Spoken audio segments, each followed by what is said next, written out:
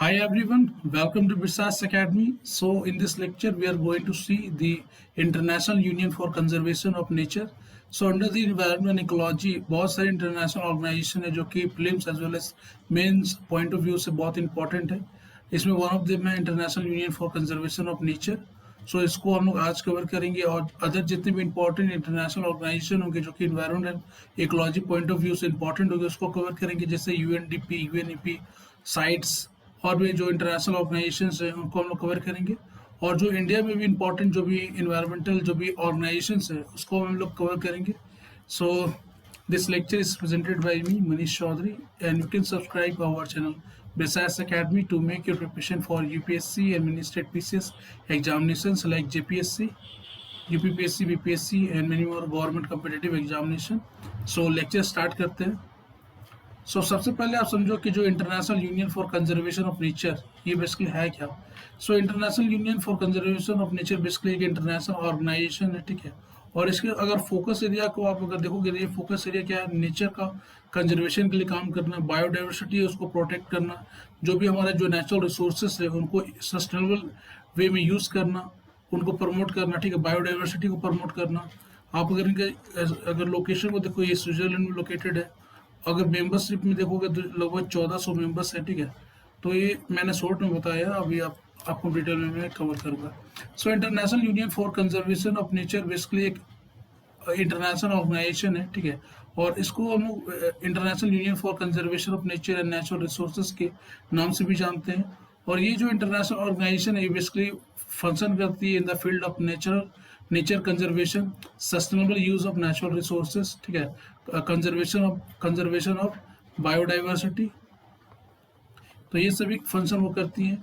IUCN का आप अगर मिशन देखोगे तो ये basically influence, encourage and assist society throughout the world to conserve nature and ensure that the use of natural resources in equitable and ecological sustainable way. तो वो क्या करती है कि जो भी आप देखोगे जो भी इंटरनेशनल ऑर्गेनाइजेशंस है, गवर्नमेंट्स है और भी जितने स्टेक होल्डर्स है, वो क्या करती है, उनके जो डिसीजन होती है वो उनको इन्फ्लुएंस करती है. वो डायरेक्टली पीपल से वो सीधे इंटरेक्ट नहीं करती. वो क्या करती है, ये जो भी गवर्नमेंट्स हो गई, इंटरनेशनल ऑर्गेनाइजेशन हो गई, और उनकी जो पॉलिसीज होती है उनको ट्राई करती है कि उसको इन्फ्लुएंस करे और उसके थ्रू एक प्रमोट करती है कि जो भी सोसाइटी में जो नेचुरल रिसोर्सेज हैं उनका जो यूज़ होना वो सस्टेनेबल मैनर में होना चाहिए. हमारी जो बायोडाइवर्सिटी है उसको प्रोटेक्ट करने का काम करती है, ठीक है. और ये इकोलॉजिकल सस्टेनेबल डेवलपमेंट, जैसे हमारा जो SDG गोल है, सस्टेनेबल डेवलपमेंट गोल 2030, उनको प्रमोट करने का काम करती हैं. IUCN को आप अगर देखोगे तो ये बेसिकली फोकस करती है. पहले इनका जो इनिशियल फोकस था वो बेसिकली नेचर कंजर्वेशन और इकोलॉजिकल कंजर्वेशन पे ही था. लेकिन अभी इन्होंने जो अपने जो फंक्शन उसको ब्रॉडली कर लिया, थोड़ा इंक्रीज कर लिया है. अभी आप अगर इनका जो एरियाज को आप देखोगे तो उनमें वो ये सस्टेनेबल डेवलपमेंट को भी अपने अंडर उन्होंने मिला लिया है. तो पहले क्या था कि जो फोकस एरिया थी वो थोड़ी लिमिटेड थी, केवल इकोलॉजिकल जितने भी कंजर्वेशन थे केवल उतनी ही लिमिटेड थी. लेकिन अब उसके साथ साथ क्या भी हो गया, सस्टेनेबल डेवलपमेंट, मतलब कि जो हमारे नेचुरल रिसोर्सेस होनी चाहिए वो तुम्हारे सस्टेनेबल मैनर में यूज़ होने चाहिए. हमारा जो इकोलॉजी है उसको प्रमोट करने का काम, एक जो भी हमारे जो इकोलॉजिकल जो भी डेवलपमेंट है, जो भी हम लोग एक्टिविटीज़ करते हैं, जो भी हम लोग जो डेवलपमेंट एक्टिविटीज़ करते हैं वो कैसी होनी चाहिए, सस्टेनेबल होनी चाहिए. IUCN does not itself aim to mobilize the public support of the nature conservation. It tries to influence the action of the government, business and other stakeholders by providing information and advice through building partnership.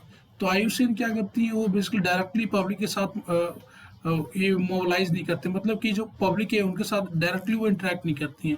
वो क्या करती है कि जो भी governments हो गए, जितने भी वर्ल्ड वाइड जितने भी गवर्नमेंट्स हैं, फिर जितने भी स्टेट्स हैं, जितने भी बिजनेस क्लासेस हैं, जितने भी स्टेक होल्डर्स हैं, जैसे इंटरनेशनल अदर ऑर्गेनाइजेशंस हैं, उनको क्या करती है, वो डाटा प्रोवाइड करती है अपने थ्रू. वो बहुत सारे रिसर्च करती हैं, बहुत सारे, और उसके थ्रू वो क्या करती है, डाटा प्रोवाइड करती हैं.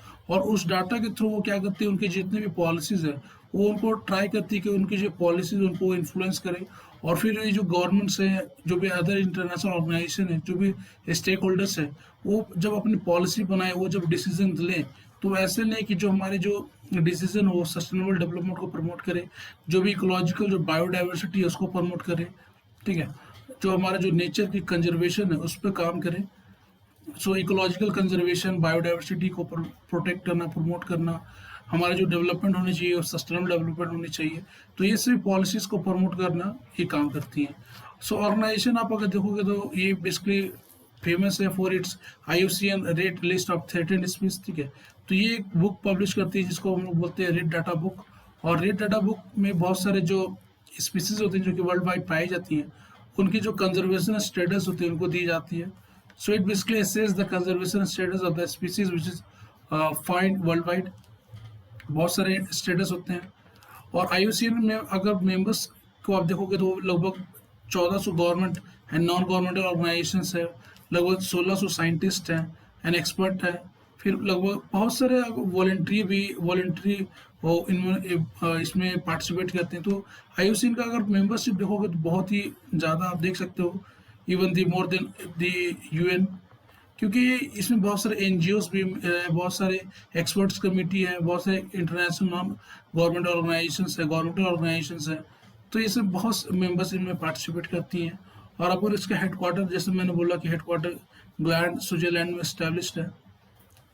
सो IUCN बेसिकली एक ऑब्जर्वर स्टेटस होल्ड करती है इन द यूनाइटेड नेशन, और ये बेसिकली एक इम्पॉर्टेंट रोल प्ले करती है in the implementation of the several international convention on the nature conservation, ठीक है। सो यूनाइटेड नेशन में आप देखोगे जैसे UNDP है, UNEP है, तो ये क्या करती है, जितने बहुत सारे अपने पॉलिसीज को चलाती हैं जो कि nature conservation and the biodiversity conservation के ऊपर काम करती है। तो ये जो IUCN है वो बेसिकली एक ऑब्जर्वर स्टेटस का होल्ड करती है इन द यूनाइटेड नेशन भी, और वो कंसल्टेटिव स्टेटस है, मतलब कि वो एडवाइस करती है the UN to implement the several international convention, ठीक है। सो जैसे देखोगे it was involve in establishing world wide fund for nature, world conservation monitoring centre, ठीक है। तो ये सभी जो अदर भी जो भी इंपॉर्टेंट है, जैसे रामसर कन्वेंशन देख सकते हो, साइट्स आप देख सकते हो, वर्ल्ड हेरिटेज कन्वेंशन है, कन्वेंशन ऑन बायोलॉजिकल डाइवर्सिटी है, फिर वर्ल्ड वाइड फंड है and world conservation monitoring centre है। ये जितने भी इंपॉर्टेंट जो भी ऑर्गेनाइजेशंस है इनको भी हम लोग कवर करेंगे। और ये जो भी इंपॉर्टेंट जो भी ऑर्गेनाइजेशंस हैं वो बेसिकली फाउंडेड हैं on the advice of IUCN, ठीक है। तो IUCN इनको इनकी फाउंडेशन में उन्होंने बहुत सारे एडवाइस भी दी है, और वो बेसिकली जो फंक्शन होते हैं, ये जो world wide fund for nature हो गई, चाहे साइट्स हो गई, चाहे कन्वेंशन ऑफ बायोलॉजिकल डाइवर्सिटी हो गई, तो ये जो भी पॉलिसीज बनाती है उनमें जो बहुत इंपॉर्टेंट एडवाइस IUCN को होती है उसको इंक्लूड किया जाता है। So in the past IUCN have been criticised for placing the interest of nature over those indigenous people. So some of the criticism of IUCN का आप अगर देखोगे तो ये बहुत इंपॉर्टेंट देती है over the nature against this indigenous people. तो जो भी एरियाज में अगर आप कोई भी इंडिजिनस पीपल पाई जाती है, तो जो इंडिजिनस पीपलों को उतना इंपॉर्टेंट नहीं देती है, लेकिन जो ज़्यादा इंपॉर्टेंट वो देती हैं टू द नेचर। और आप अगर देखोगे तो रिसेंट ईयर में क्या हो गया कि जो IUCN का जो रिलेशन है वो बिजनेस सेक्टर के साथ बहुत ही इंक्रीज हो चुकी है, और इसके कारण क्या है कि इनका जो नेचुरल जो भी कंजर्वेशन का जो भी स्टेप्स है वो धीरे धीरे मतलब थोड़ा बैकवर्ड फूड आ रहा है, मतलब थोड़ा थोड़ा रिड्यूस हो रहा है, क्योंकि बहुत सारी बिजनेस क्लास क्या करती हैं, थोड़े मनी पावर को यूज़ करके क्या करती है कि अगर कोई एरिया, अगर कुछ वहाँ एरिया में कुछ भी अगर बिजनेस क्लास को भी डेवलपमेंट एक्टिविटीज़ करना चाहती है, और उसके कारण कोई भी उस एरिया के इकोलॉजिकल जो भी बायोडाइवर्सिटी है उसको अगर थ्रेट है, तो IUCN क्या करती है, वो जो बात उसको हाईलाइट नहीं करती है। तो ये सभी सम ऑफ द इंसिडेंट निकल करके आ रही है। So world conservation strategy 1975 to 1985, ठीक है। सो 1980 में क्या होती है कि जो IUCN with the partnership with the UNEP and world wide fund, IUCN publish the world conservation strategy. ये बेसिकली क्या थी, एक डॉक्यूमेंट थी जो कि डील करती है with the concept of sustainable development, ठीक है। तो एज आई सेड कि जो IUCN है बहुत सारी इंटरनेशनल ऑर्गेनाइजेशन के साथ मिलकर के फंक्शन करती है। जैसे आप एग्जांपल में देख सकते हो वर्ल्ड कंजर्वेशन स्ट्रेटजी, इसमें IUCN और plus world wide fund plus UNEP ये मिलकर के काम कर रही थी वर्ल्ड कंजर्वेशन स्ट्रेटजी, जो कि प्रमोट करती है सस्टेनेबल डेवलपमेंट की आइडियाज़ को। सो आप अगर देखोगे तो IUCN बेसिकली उसमें बहुत सारे अपने जो जैसे बहुत सारे ऑफिसेस होती हैं जो उनको फंक्शन करने में काम करती है। जैसे IUCN have IUCN world conservation Congress, जो कि एवरी 4 ईयर्स इनकी मीटिंग्स होती है और इसमें जो भी पॉलिसीज फॉर्मुलेट करनी होती है वो फॉर्मुलेट वो करते हैं। फिर Congress bring together its various members who vote on recommendation and set up agenda for the global conservation effort। तो ग्लोबल कंजर्वेशन एफर्ट के लिए जो भी पॉलिसीज बनानी है, जो भी एजेंडाज बनाने, जो भी प्रोटोकॉल्स बनानी है, तो उसमें जो कांग्रेस का one of the most important role होता है, जिसको बोलते हैं IUCN वर्ल्ड कंजर्वेशन कांग्रेस। ये हर साल हर 4 साल में मिलती हैं और ये पॉलिसीज बनाती है। नेक्स्ट आप देखोगे तो चीफ गवर्निंग बॉडीज हैं ऑफ द IUCN, जिसको बोलते हैं IUCN काउंसिल, और ये बेसिकली गाइड्स करती है organisation in between the congress session. ठीक है, तो ये आप देख सकते हो, ये जो काउंसिल है IUCN काउंसिल।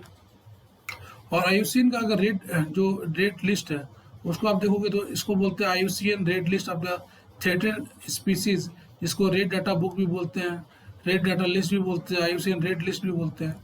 और ये वर्ल्ड की सबसे मोस्ट कॉम्प्रिहेंसिव इन्वेंट्री है of the global conservation status of the biological species. तो बहुत सारे जो बायोलॉजिकल स्पीसीज पाई जाती है वर्ल्ड वाइड, उनके जो भी कंजर्वेशन स्टेटस है उसको कवर करने का काम करती हैं। और ये बहुत ही कॉम्प्रिहेंसिव कवर है, मतलब कि बहुत सारे जो स्पीसीज है उनको उन्होंने कवर करके रखा है। आप अगर जो IUCN के रेड लिस्ट है उसमें आप देखोगे तो ये बेसिकली प्रोवाइड कराती हैं status of different species in the earth. ठीक है, और ये बेसिकली बहुत सारे जो इंफॉर्मेशंस हैं, जैसे बहुत सारे एक्सपर्ट्स ऑर्गेनाइजेशंस हैं, उनके अंडर इंस्टीट्यूशंस है, वेरियस डिपार्टमेंट्स है, वो रिसर्च करती है और उसके बेसिस पे वो स्टेटस डिसाइड करती है। और आप अगर देखोगे तो ये जो रेड डाटा जो लिस्ट है वो बहुत ही इंटरनेशनल ऑर्गेनाइजेशंस है, अदर एजेंसीज हैं, गवर्नमेंट्स है जो कि यूज़ करती हैं। जैसे आप देखो गवर्नमेंट एजेंसी यूज़ कर सकती है in the national and international जो भी पॉलिसीज बनाए थे उसमें। फिर wild life organisations and department use करती है, कंजर्वेशन रिलेटेड NGOs यूज़ करती है, नेचुरल रिसोर्स प्लानर्स यूज़ करती है, एजुकेशनल ऑर्गेनाइजेशंस है, जूस है, एक्वेरियम है, मीडिया है, बिजनेस कम्युनिटीज़ है। तो ये सभी जो ऑर्गेनाइजेशंस है, ये जो भी कम्युनिटीज़ है और गवर्नमेंट्स है, वो बेसिकली रेड डाटा बुक के जो लिस्ट जारी होती है उसको वो बेसिकली यूज़ करते हैं टू फॉर्मुलेट देयर पॉलिसीज। और purpose of IUCN red data को आप देखोगे तो ये बेसिकली एक इंटरनेशनल एग्रीमेंट है, जैसे साइट्स है, Ramsar convention, and use red list data to make important decision in sync with the status of the nature and as when required। ठीक है, तो ये बेसिकली पर्पस इनका जो काम है वो बेसिकली हाईलाइट करना कि जो बायोडाइवर्सिटी का जो भी स्टेटस है वो कैसा है। ठीक है, सो आप अगर जैसे देखोगे जैसे वर्ल्ड बैंक ग्रुप्स है, वो क्या करती है कि World Bank group perform standard uses of IUCN red list data to evaluate the risk of damage to biodiversity due to large scale infrastructure and global project. तो जो भी लार्ज स्केल इंफ्रास्ट्रक्चर प्रोजेक्ट होती है, global project होती है, तो world bank क्या करती है कि रेड डाटा बुक है, जो रेड डाटा जो लिस्ट है ऑफ IUCN, उसका यूज़ करती है कि ये जो भी डेवलपमेंट एक्टिविटीज़ हो रही है उनके कारण बायोडाइवर्सिटी को कितनी लॉसेस हो रही है, बायोडाइवर्सिटी कितनी थ्रेटेंड हो रही है, उसको एसेस करने के लिए ये रेड डाटा बुक का यूज़ करती है वर्ल्ड बैंक ग्रुप।